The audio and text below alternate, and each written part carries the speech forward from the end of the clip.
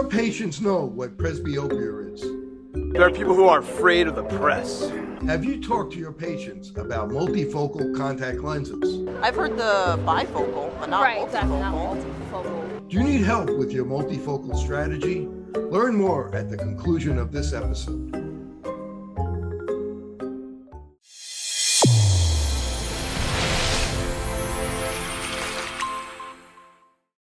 Your eyes and your vision are under attack. Damaging blue light from the sun, your phone, your computer, your tablet, even light bulbs and car headlights is constantly bombarding you. The good news is our eyes actually already have a line of defense to counter the effects of blue light. This defense is made up of 3 pigments called carotenoids.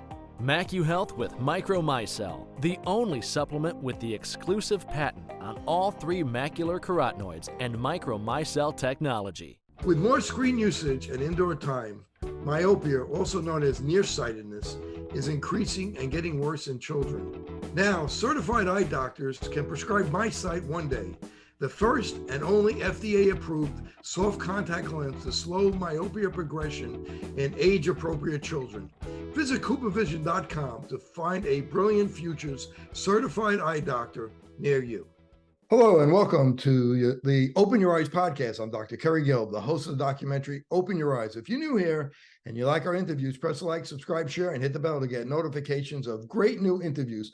Also, please leave comments. Great news, you can now watch our full-length documentary, Open Your Eyes, on Amazon Prime, Apple TV, iTunes, Google Play, and YouTube Movies and Shows. And please share your thoughts by emailing me at drkerrygelb@gmail.com or visit my website at drkerrygelb.com. Integrative medicine uses an evidence-based approach to treat the whole person. It integrates conventional approaches and complementary therapies to achieve optimal health and healing. Today's guest, South Florida internist, Dr. Frank Contacessa. Dr. Contacessa uses an integrative approach to help his patients. Dr. Frank, as he's affectionately known, is a frequent medical expert contributor on Newsmax, FoxBusiness, Fox 61, and other media outlets. Dr. Frank also has a fun side. He has made several appearances on the Impractical Jokers. Dr. Frank, if it's okay for me to call you that because your name is difficult to pronounce, your last name, I want to welcome you to the show. Thank you for joining me. That's great, Kerry. Thank you so much for having me. It's great to be here. You know, there's so much about medicine we want to talk about, but I got to talk to you about the Impractical Jokers. I watched that show. My son loves it. How did you get involved with the Impractical Jokers? Well, that's a great question. And it's a really interesting other side to a career like medicine. It's great to have something fun like that. And the patients really seem to like it as well. So it turns out I'm actually pretty good friends with James Murray, one of the original 4 guys from the show. We've known each other really since before Impractical Jokers started. We met randomly in a rest stop on the Jersey Turnpike. And the short version of the story is somebody had collapsed and passed out in front of me, and I stopped to help. Murr witnessed it, and this is before Impractical Jokers started.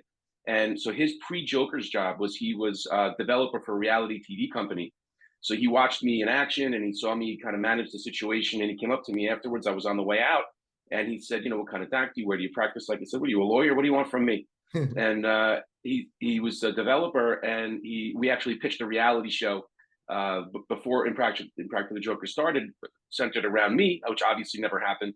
But we stayed good friends, and I've gotten to be on the show, I don't know, 8, 9, 10 times. And we've become really good friends over the years. And now I'm sort of a recurring character on the show. So, if you watch Impractical Jokers, they do these crazy things and then they kind of cut away. So what happens when they tell the people that, it's like a candid camera type thing? Yeah, I've often told Murr that they should include more of that stuff because people really want to see it. So they have to find anybody who's going to appear and make them sign a release. So often people are relieved to find out that it was just a joke because obviously the crazy stuff that they do is puzzling to a lot of people. And I'll tell you, and this is a question I get all the time, is it all real? And I can tell you 100% it is real. The sort of famous episode that I'm in, one of the ones that's become very popular, is I give him a prostate exam in front of an audience of like 50 people, and the answer was yes, it's real. I'm really doing it, and it was far longer than it had to be for comedic effect. I'm not sure Murr really enjoyed that. No, but it made for good TV, and it's had a lot of legs, and we revisited that particular gag and joke in multiple episodes. But it's a very strange thing to be known for when I'm around Jokers fans, and people, they come up to you, want to take selfies, and oftentimes they'll ask me, put your finger out like this, and I have to like smile with my finger extended. I guess it's become a famous finger. So you're on Newsmax and other TV shows. How is it being on Newsmax? They'll ask you a quick question, and do you know the question before you go on, or are they just surprising you when you go on with the question? So you usually go in with some idea of what you're going to talk about. A network like FoxBusiness, you'll usually get the exact questions that they're going to ask you. Now, nobody ever tells me what to say or how to say it, or affects my opinions or viewpoints in any way. Newsmax can sometimes be a little bit more freewheeling. I'll usually get a general topic. They'll often send me a news article about a medical story, and then they'll ask me to comment on it. But I usually don't have exact questions. And I'll be honest with you, I kind of like it better that way, because I feel like my answers are less scripted. I enjoy having to think on my feet and formulate a thought and a response in a very short period of time. Doing interviews like that it's a little bit of a skill, because you have to be able to form a complex idea into basically a 30-second soundbite, because you can't just keep expounding on a platform like that. The entire appearance is between 4 and 5 minutes, half of which is the anchor talking. So you're really getting 10, 15, 20 seconds, maybe 30 seconds tops to answer a question. So you have to be really concise. You have to try to get your point across very quickly. And I kind of enjoy the challenge of having to do that on the fly. I've had a couple of times where I really didn't know what I was going to talk about. My favorite story is a few months ago, and it was a Friday afternoon, and I was sitting with one of my daughters playing cards, and the network doesn't usually call. They usually text a day or two ahead of time. Can you come on tomorrow morning at 8? So you kind of have an idea. The network called. It was Newsmax. They called. They had a guest drop out. They said, "We're so sorry to do this to you. Can you come on right away?" A guest dropped out. I said, "Sure. How long do I have?" They said, "We're in commercial break." I said, "Okay." I was in a t-shirt. I was, it was a Friday. It was a Friday evening. I was a drink or two. I was a drink and a half in, having a weekend cocktail. I said, "All right, you know what? I'm going to make it happen." I sent my daughter to get a sport jacket. I somehow got my ring light set up, and I had no idea what the topic was whatsoever. And it's kind of a challenge, and I kind of enjoy it. So, what was the topic? Do you remember? I do remember. We were talking about, actually, it's maybe some of the stuff we're going to discuss today, and it had to do with processed foods and the link to increased cancer rates among young people. So it was something I was pretty comfortable talking about. Being an internist and doing general medicine, I'm pretty comfortable talking about almost any topic medically in medicine. So they usually can't surprise me unless it's about a study that just came out. Maybe I haven't read it yet, which actually that happened one time too. I was talking about the topic that they had mentioned to me, and they said, "So while we have you here, let's talk about this new study," which I wasn't familiar with. I hadn't seen the article. I think it had just come out earlier that day, and I hadn't seen it. And I kind of had to wing it a little bit and just infer from the graphics that were coming up, next to me, and I just kind of try to keep it vague, because you don't want to say something that's wrong. I mean, when you think about it, there's about 1.5 million to 2 million studies that come out every year. So it's impossible for us to know all the studies and to read all the studies. I mean, obviously, we try to do things in our field, but since you brought up the food industry, there's it's very hard to do studies on diet, which is the best diet, which diet is for longevity. But one of the things that bug me, and I know Mark Hyman has written a lot about this, is the corruption in studies and the money, who funds the studies.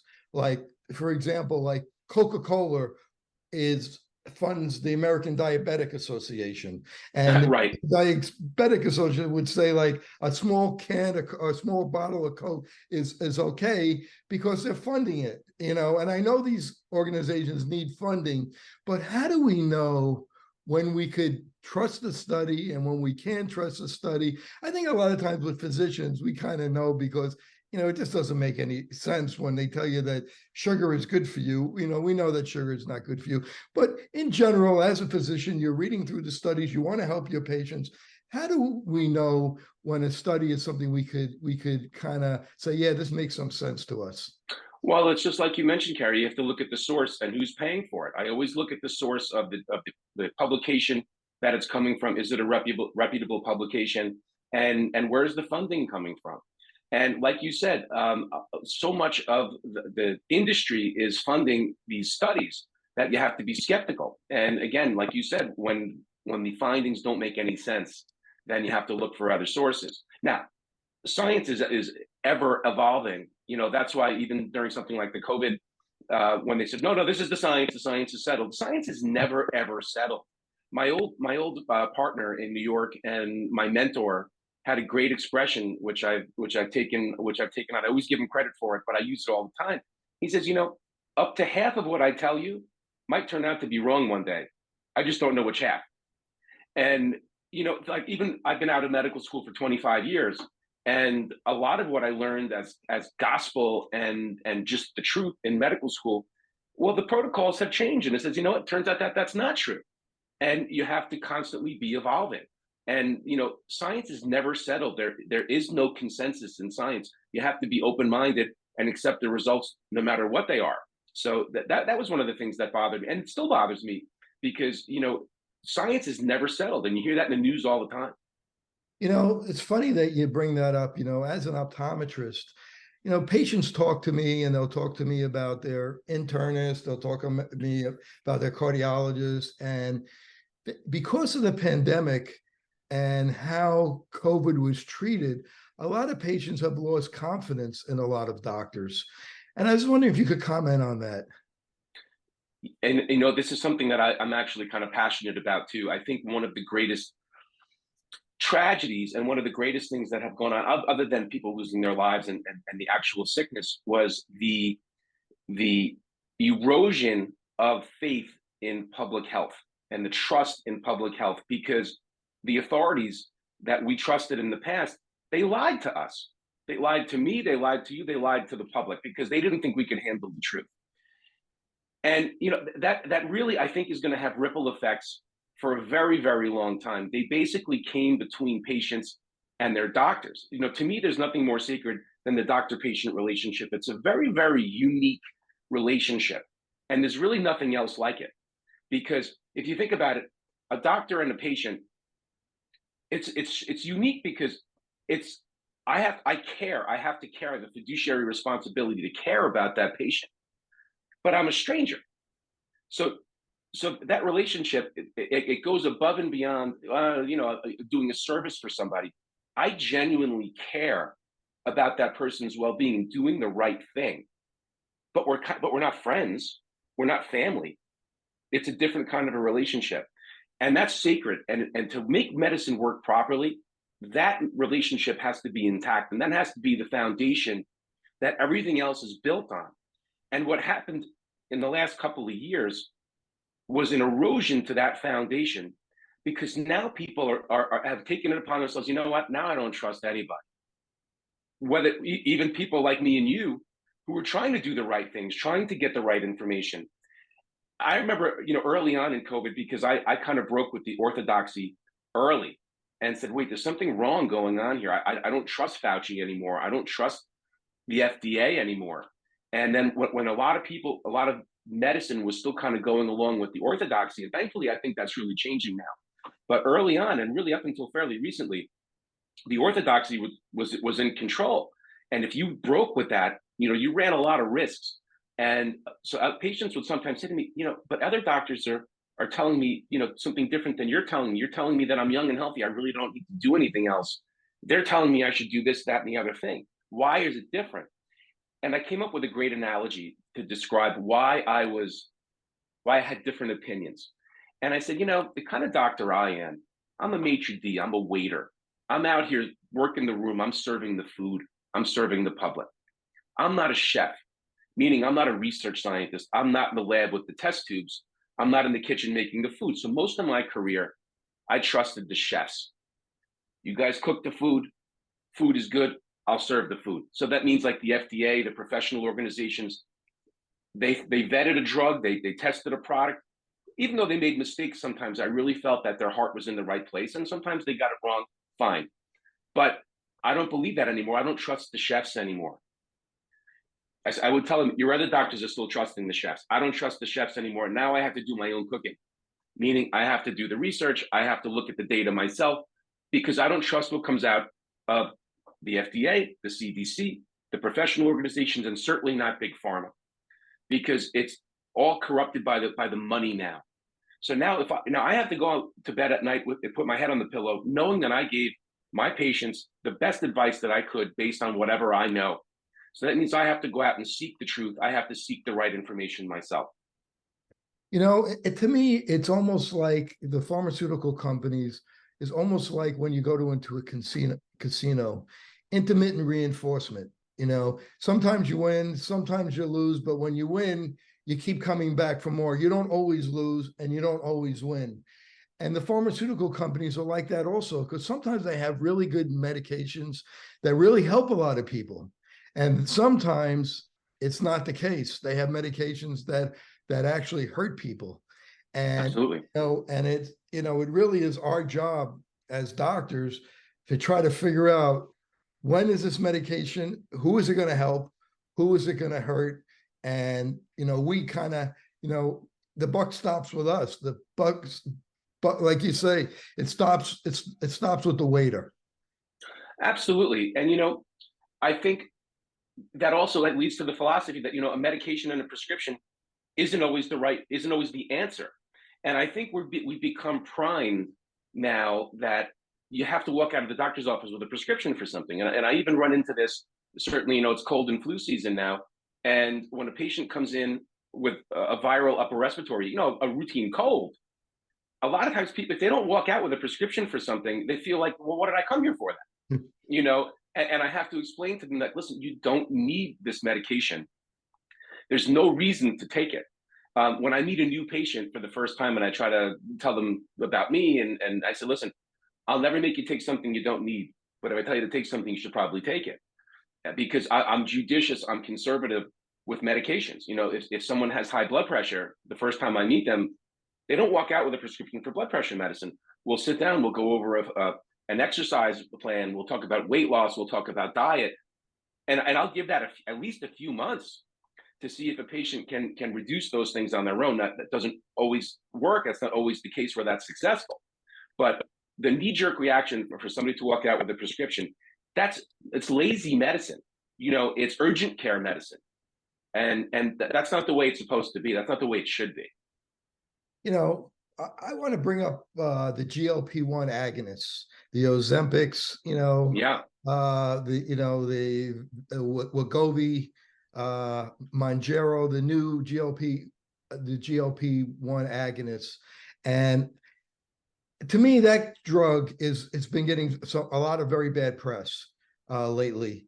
But and to me, this is the exact example of the intermittent reinforcement. But I've seen patients on that drug that, couldn't lose weight for whatever the reason, had terrible labs, go on that drug, and their labs got so much better, and they lost a lot of weight, and they did a lot better. So, it's like the little girl with the curl. So, but as an intern, I'm an optometrist. I'm looking at it from on the outside in. Patients come in, and I'm seeing, wow, sheesh, you're 30 pounds, 6 months ago when I saw you, and your labs were horrible, and now your labs are great. I mean, your A1C is 5.2, and your high sensitivity C-reactive protein is good, and everything is kind of normalized. And So what, give me the good, the bad, and the ugly about those drugs. Yeah, and it is, it is sort of a double-edged sword here. And I probably have an Ozempic or Wegovy or Manjaro conversation just about every day because people are hearing about it in the media. Now, these aren't inherently bad drugs. But I'll tell you the truth, the first conversation I have with people about it, I usually try to talk them out of it. And I'm very careful about the patients that I select to use these drugs. I don't like to give it to the otherwise healthy man or woman who wants to come in. They have 10, 15, 20 pounds extra to lose. They've been trying, but it's just not working out. But they're otherwise healthy. And I try to talk them out of it for a couple of reasons.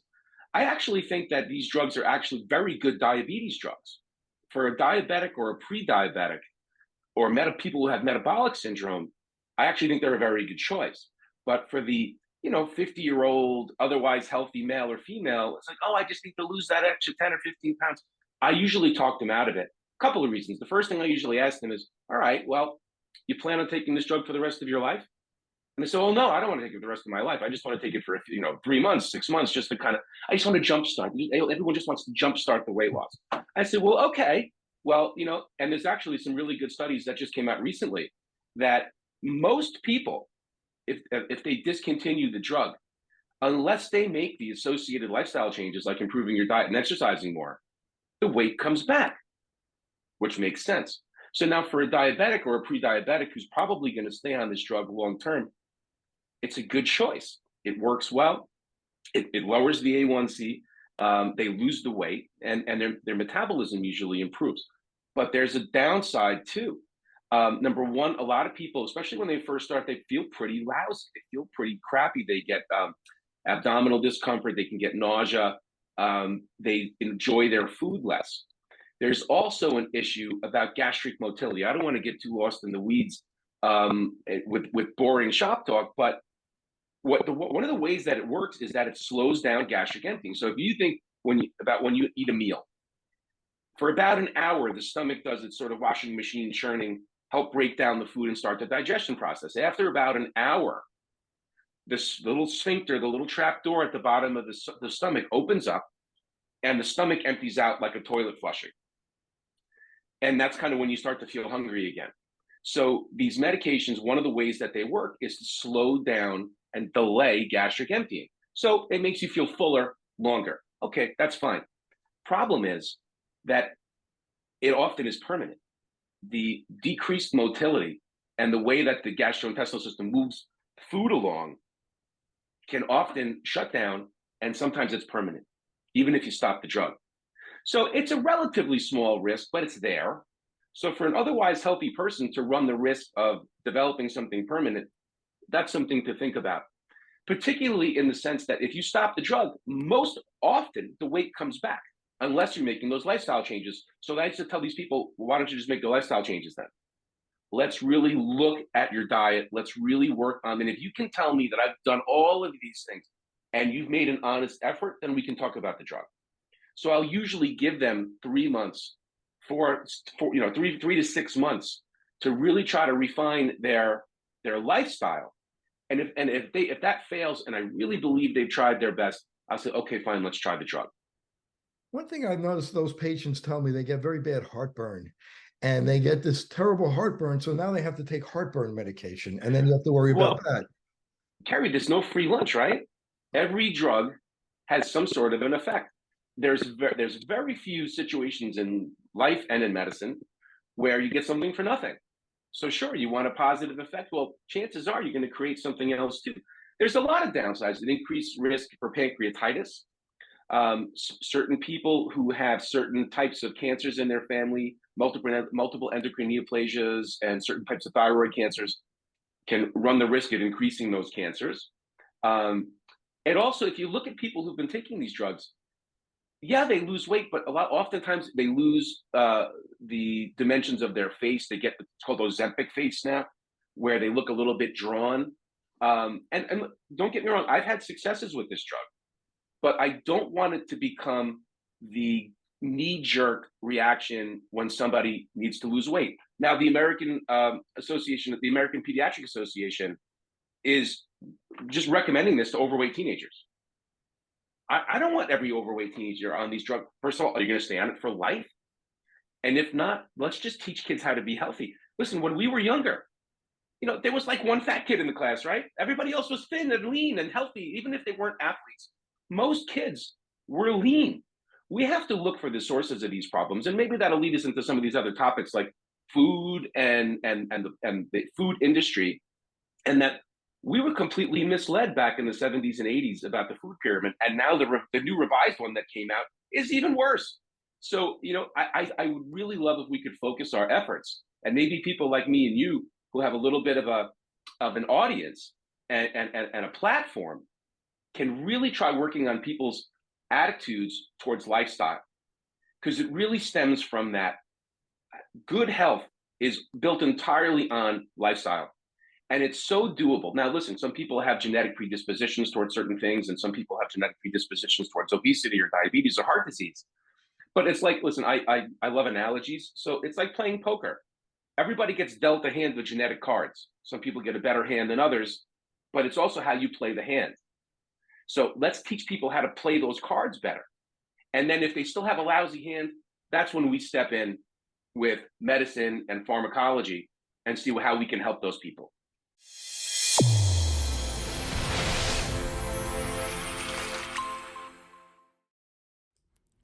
MacuHealth, your science-born and tested solutions for visual performance, macular degeneration, and dry eye syndrome.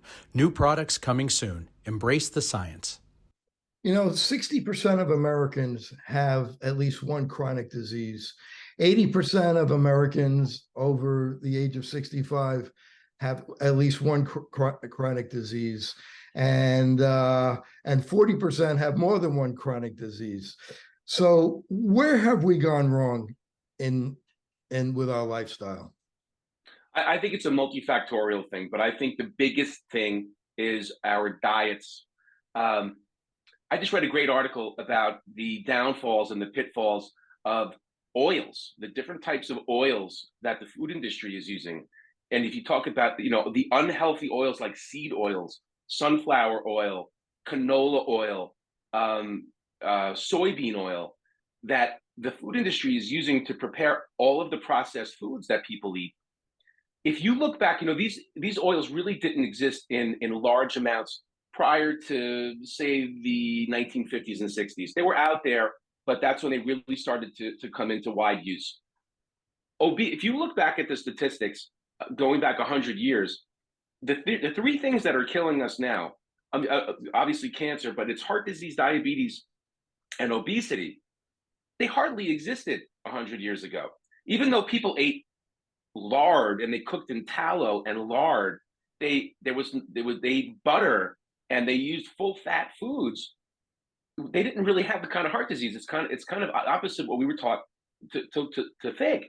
And again, the food pyramid of the 80s, low fat is the enemy. That was wrong. That was a lie. Fat's not the enemy, it's sugar. And along with these oils.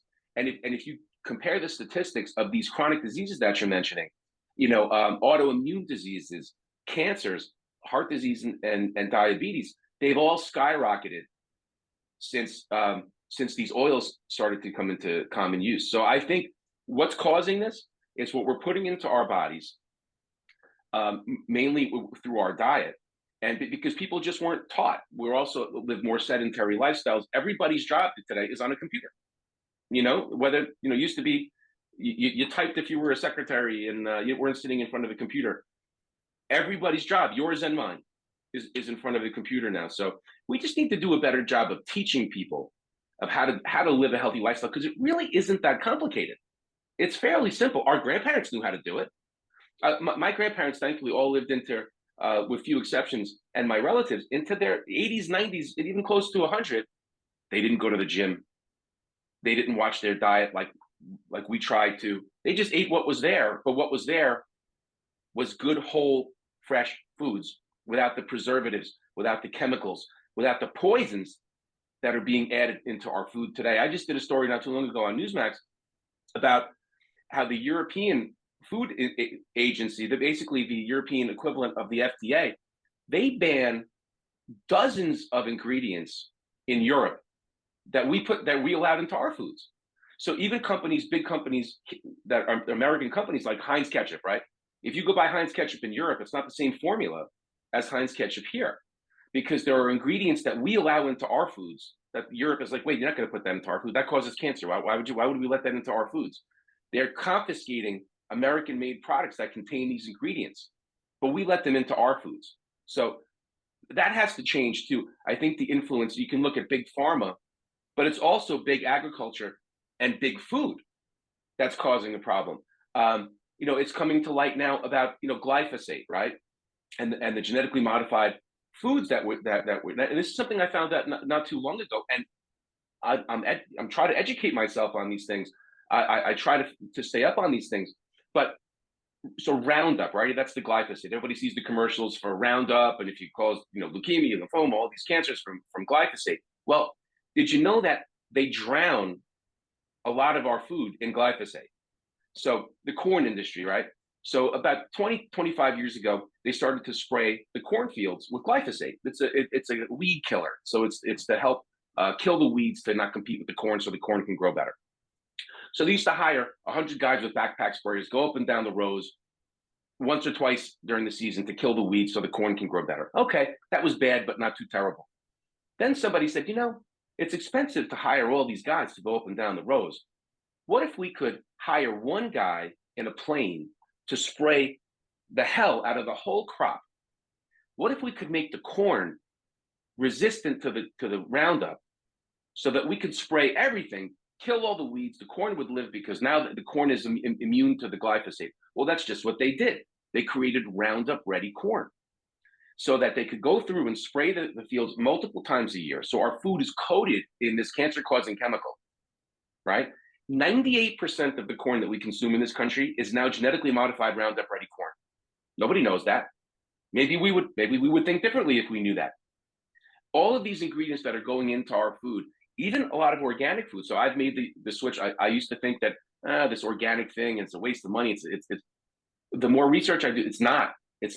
People should be eating only organic foods because of the poisons and the pesticides that are going into these, like this corn situation. And you can multiply that out by many other substances that are being put into our food supply that we don't even know about.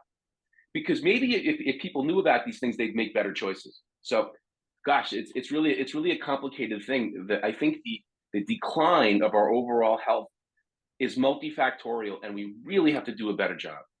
It's interesting that you brought up seed oils. I did a podcast with Chris Kenobi, who actually is an ophthalmologist, and he's dedicated his life, and he's written a book on seed oils, and he's shown, much research and timelines once they started seed oils, how chronic disease started to skyrocket, even diseases that we deal with, like macular degeneration.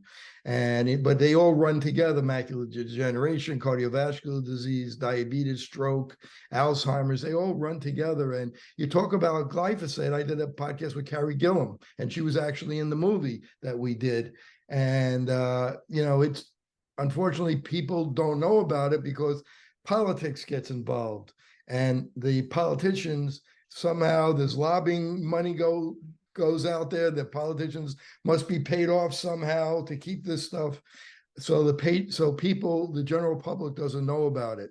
And when people eat processed food, they have a much greater risk of getting these chronic disease, especially if there's seed oils and they have these poisons in it, this glyphosate in it, these weed killers and different other types. Let's talk about stress also. Stress is a big problem with for one of the fundamentals of health. If you could speak a little bit about that. Sure. I never realized how much psychiatry I would do as an internist. When you learn about hypertension and cardiology and gastroenterology and what you think is the bread and butter of a general medical practice, right? I never realized how much psychiatry I was going to be doing, and it's for a couple of reasons. Number one, mental health care is very tough to come by these days. The better psychiatrists and psychologists are very expensive. Insurance is very spotty on covering it. People don't want to pay out of pocket for it, or they're just embarrassed to go talk to somebody, but they have a relationship with me. So I'm the first one that they talk to. So for routine anxiety, depression, things like that, I'm comfortable treating those things. And again, the first line of defense is not always a medication, but sometimes it is. But I think there is an epidemic of anxiety and depression these days. And I think back to our grandparents' generation. I think back to one of my grandfathers who lived to almost 100. And, he didn't take the best care of himself, but he didn't abuse himself, but he had a very healthy life. And other than having good genes, people say, what was your grandfather's secret? And I really think it was the fact that the guy never got worked up over anything. It's not that he didn't have stress. He just didn't let it get to him. So this is a guy who went through the Depression, went through World War II. He was a Normandy lander, a lifetime of raising a family. I don't think the guy's heart rate ever got above 55 because he just couldn't phase him, right? And I also tell people, anxiety and stress are not the same things. Stress is what the world throws at you. We all have stress. Anxiety is how you react to it. And I love analogies and examples. And politics aside, I said, look at somebody like Donald Trump. Donald Trump has maximum stress. I mean, he gets attacked from every angle, maximum stress.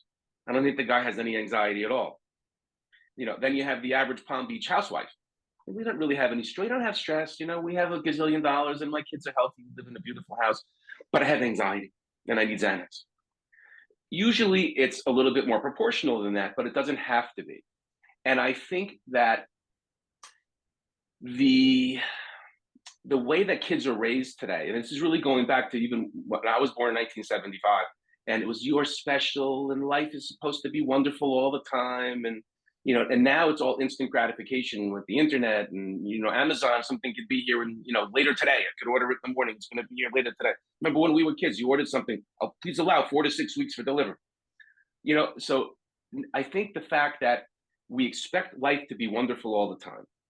People are looking at social media when people only see the very positive of other people's lives and they say, oh, look how much fun they're having. I'm not having as much fun as that. So I don't think stress levels have changed. I think it's how people deal with anxiety and how they deal with stress. Because back in the day, people expected life is going to be tough sometimes. People didn't know where their next meal was going to be coming from. They might lose their job. They might have a hard time getting those jobs. You had to plow on. You had to soldier through. I see college kids today that fold and they go to jelly the moment that life throws them a curveball because they were never given the tools to deal with adversity. I always think back and I tell the story all the time. You know what? One of the best things that ever happened to me in my life, I got cut from the middle school basketball team. Do you know why I got cut from the middle school basketball team? Because I sucked at basketball. And I still do. I was a good athlete. And it sounds strange, but I was kind of good at stuff leading up to that. I was a good student without really trying too hard.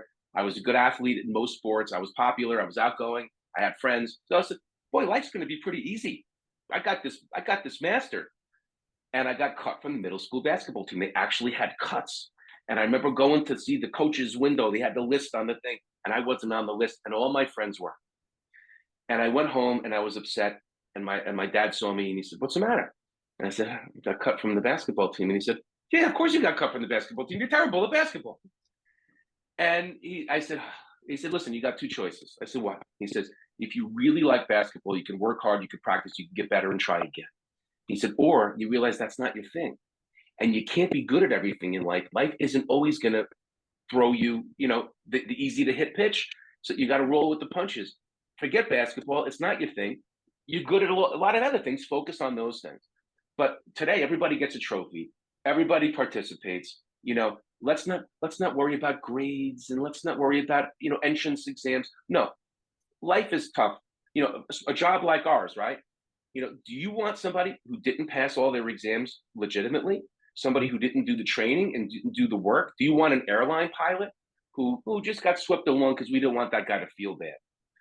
So I think society today sets people up for failure because they never dealt with failure early on. We need to teach kids, we need to teach people that life isn't always a bowl of cherries, and they'll be able to deal with adversity better.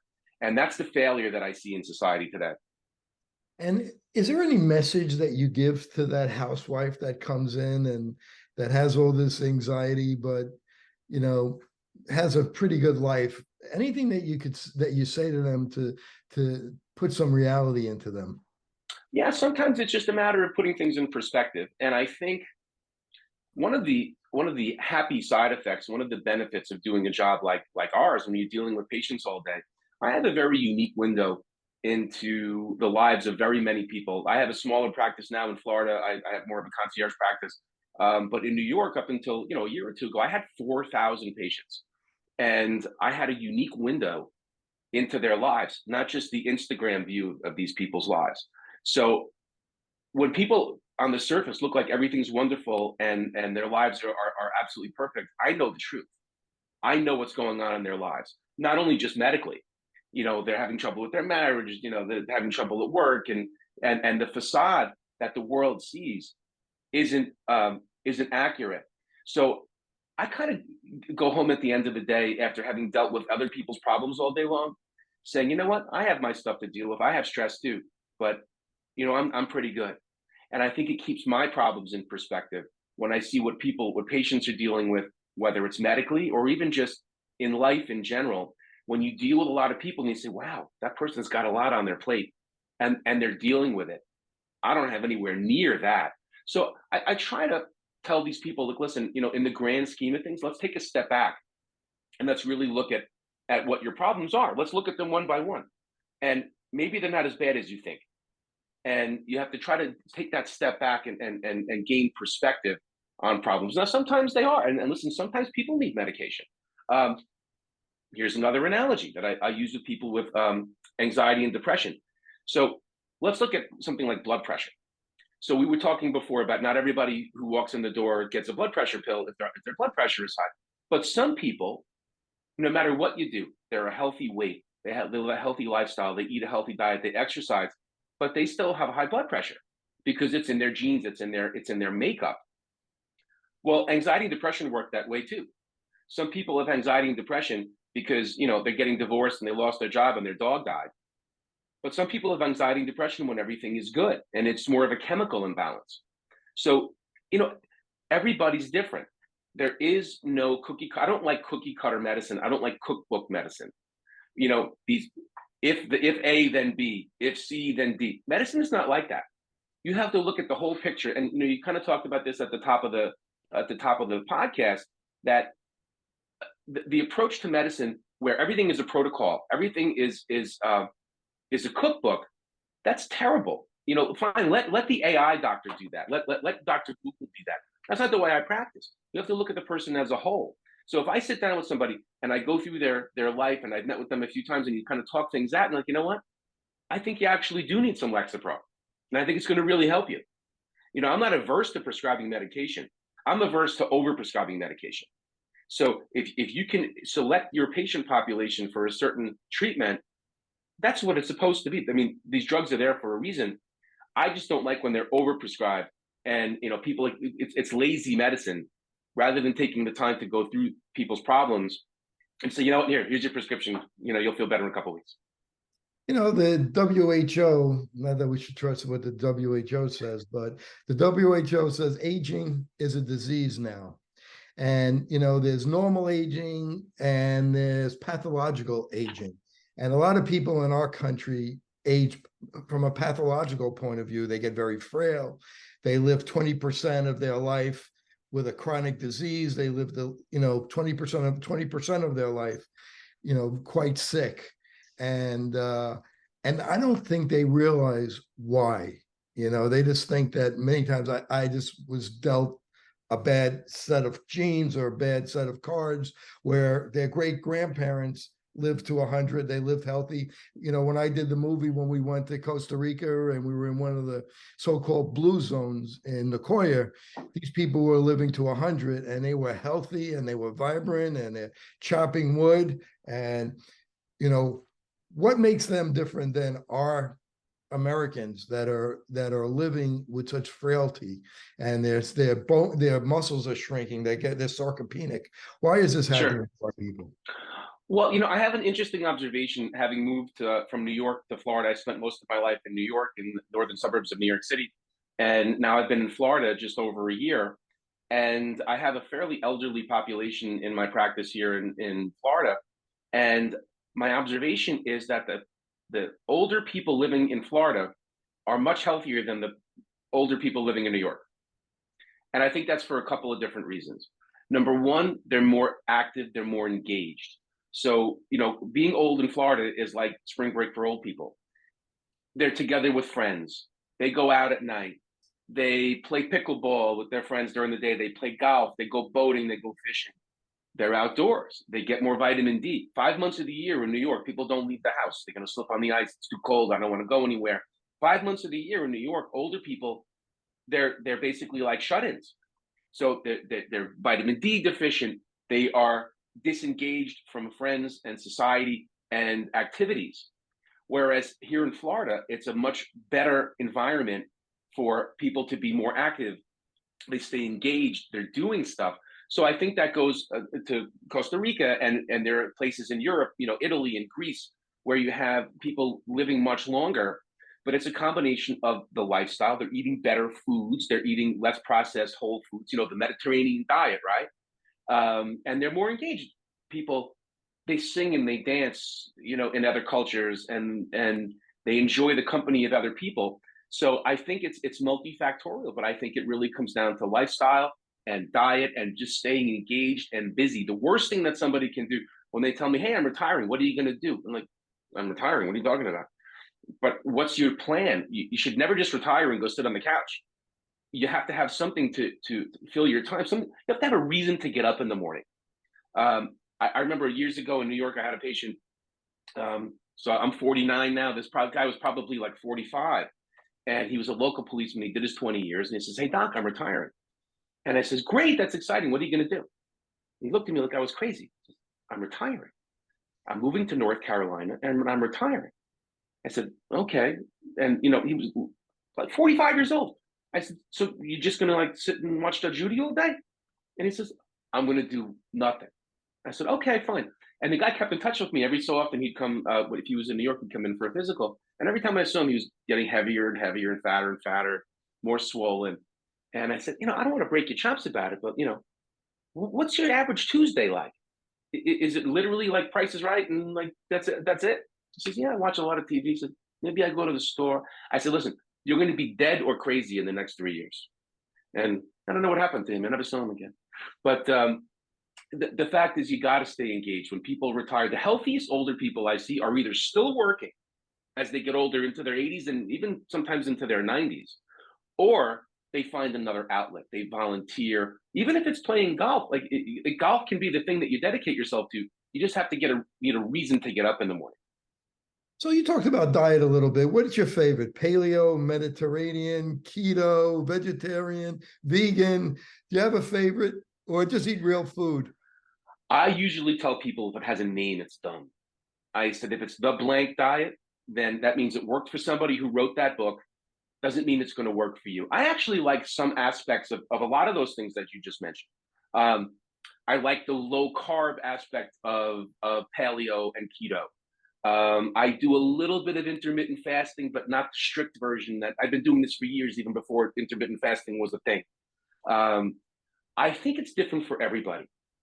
I think every person has to find the plan, because I can tell you what I do, and I feel I'm almost 50. I'm at my high school senior football weight. I feel better now than I did when I was 25. I'm probably in far better shape. And I can tell you exactly what I do. But nine people out of 10 are probably not going to like to do what I do or exercise the way I like to exercise. So I think it's important to sit down with every person and try to come up with the plan for them, because it's really a personalized thing. Everybody likes different types of foods. Everybody likes to eat differently. People like to eat at different times of the day. People like to do different types of exercise. Some people hate exercise. So you have to find something that they like to do. And it may not be spin classes at the gym. It might be, yard work, but it has to be something.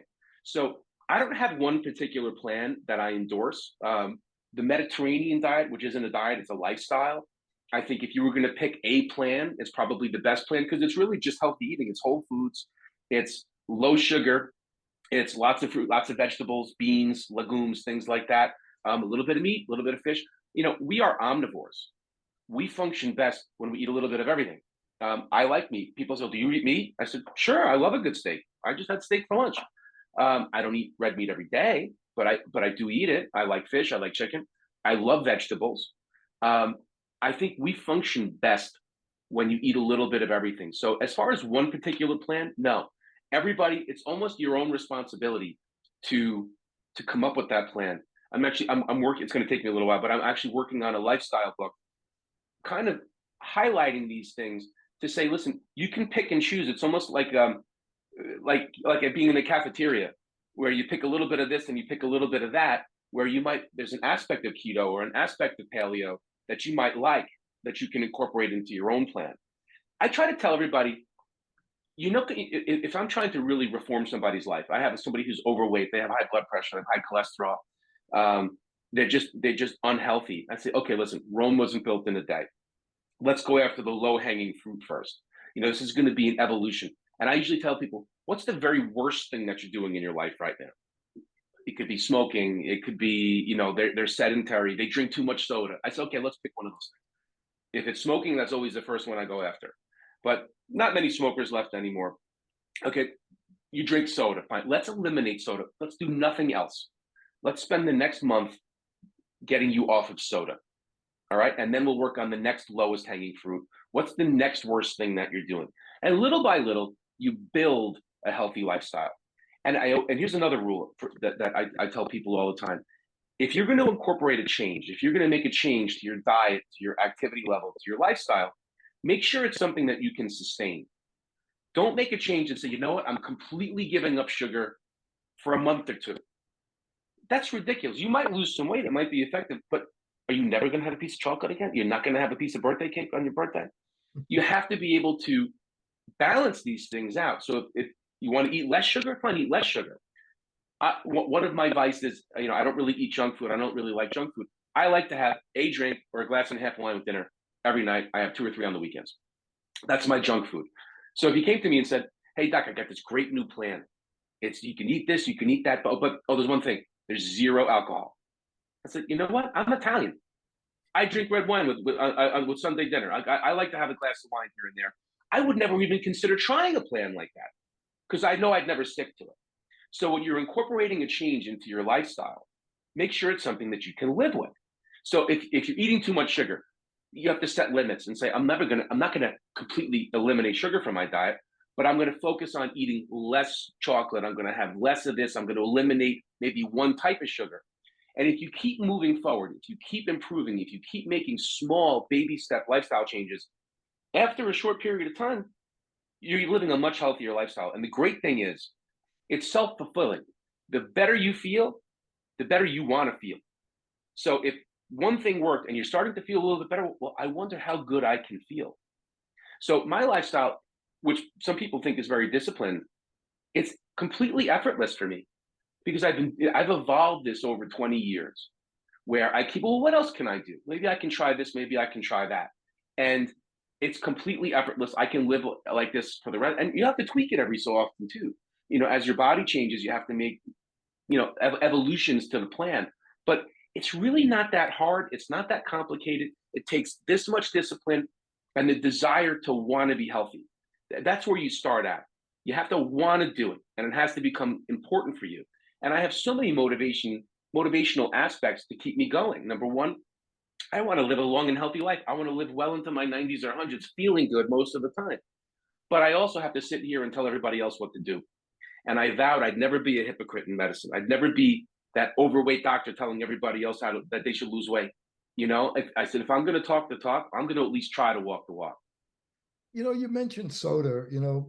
I think less people drink soda than they used to when I was younger, but people still drink a lot of soda. And about 25% of the population has fatty liver, which used to be called NASH and is now called MASH, now metabolic. And of those 25%, about 5% actually get fibrosis and they get cirrhosis of the liver. So tell us Right. about fatty liver, why that's something you don't want, and how sugar and drinking a lot of soda could contribute to that. So fatty liver is something that we see a lot of now that really wasn't around very much in the days when people were leaner, were thinner. I think it's also of a byproduct of this lousy food pyramid that was incorporated, decades ago, forcing people into that low fat diet. Because when you take something out of a food, you got to put it back, something else back in. So when you have a fat-free food, you got to put something else back in. It usually turns out to be a sugar, a starch, or an artificial sweetener. That's another whole topic. The chemical artificial sweeteners. That's another topic. But by doing so, you're making a less healthy product. So when people take in too much sugar, and fatty liver isn't necessarily from eating fats. It's from eating too much carbs and too much sugar. It overwhelms the liver's ability to process these things. It's the liver that produces enzymes and substances to help us digest and process our foods and absorb our foods better. So fatty liver is our liver crying out for crying out for help. It's saying, stop doing this to me. Stop doing this to your body. You're not doing the right thing. So the fact that we're seeing more fatty liver is almost entirely a result of what we're putting into our bodies. And can we reverse it? To some, the liver is really the most resilient organ in the body. It has an enormous capability to regenerate. So yes, you can reverse it, especially if it hasn't gone on for too long. Because with time, you can form fibrosis, which can be irreversible. But if you start at early enough, yes, it is reversible, and you can completely turn it around. I think people don't realize how important the liver is. It's the second biggest organ in the body, the skin being the biggest organ, and it has over 300 functions. So the liver really is very important. You want to protect your liver. You mentioned artificial sweeteners. There's a new one out, allulose, and that they're promoting now. I don't know if you had a chance to study that yet and how that compares to regular sugar. And if you could talk about sucralose and some of the other artificial sweeteners and what they do to people. And are they really any better? Do they prevent insulin resistance? Do they lower insulin? And does it actually make you eat more than regular? Well, recent studies are showing that perhaps the answer is yes. This newer one, I haven't done a lot of research on. I know of it. I don't think it's in very many products yet, and I'm waiting to see more data on it. But I assume it's going to be something similar to sucralose, which has its ups and downs. First of all, let's start with Sweet and Low, which is saccharin. Let's go to NutraSweet, aspartame. So the blue packet, the pink packet, I would avoid these things as much as possible. Even so, the yellow packet is Splenda. That's sucralose. Sucralose is a bit more of a natural sugar, but it's not processed by our bodies the way that true natural sugars are. So a strange thing that happens when you take in these artificial sweeteners is that the brain and the metabolic system doesn't necessarily know the difference between the artificial sweeteners, even though they have low calories or 0 calories. The same chemical processes as with insulin. It's the same kind of release. And the body gets fooled.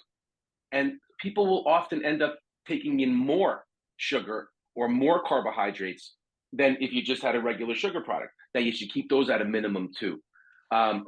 If you have to use one of these things, I would probably lean more towards stevia, which at least comes from a plant. It's more of a natural product, but and it's been around for a while. The Japanese have been using stevia for at least 100 years.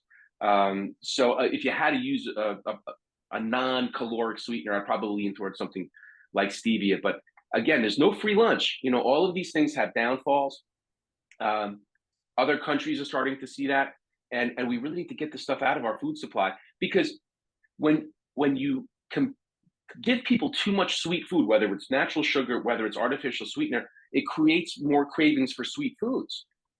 I got rid of a lot of this stuff years ago. I don't even really like sweet foods. I don't crave sweets. I don't really eat this stuff because my body doesn't crave it. We have to break the sugar addiction in this country.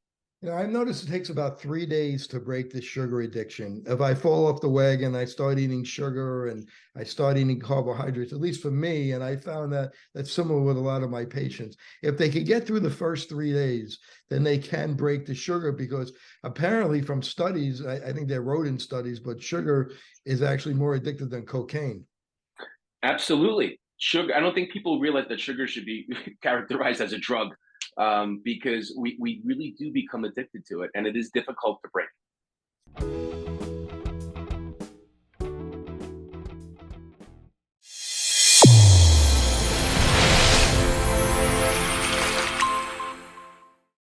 Your eyes and your vision are under attack. Damaging blue light from the sun, your phone, your computer, your tablet, even light bulbs and car headlights is constantly bombarding you. The good news is our eyes actually already have a line of defense to counter the effects of blue light. This defense is made up of 3 pigments called carotenoids. MacuHealth with Micromicelle, the only supplement with the exclusive patent on all 3 macular carotenoids and Micromicelle technology. Fitting multifocal contact lenses presents a big opportunity to meet patient needs while growing your practice. Alcon is your partner not only with our innovative portfolio, but through e-learning. Learn to enhance your multifocal strategy today with the Alcon Experience Academy. OIE Broadcasting is the emerging leader in social media. We use scientific entertainment to drive more patients into your office. Visit oiebroadcasting.com and sign up today.